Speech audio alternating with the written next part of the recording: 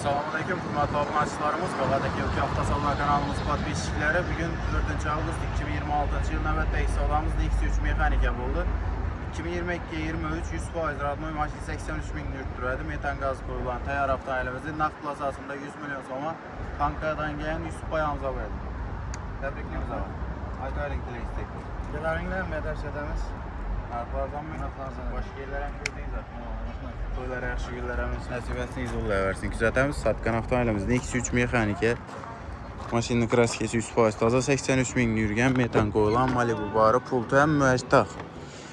100% radnoyunun təyyarının baxası 100 milyon son pul oldu. Şunun deyin, zor baxada, zor halətli təyyar avtomobilə xarid qılış istəyində yürgən bosaza. Əmmələr isə bizəni baxa Təkəvki avtosavda salonumuza gəlişləri istəfsə qılamız. 224 saat xidmətdəmiz.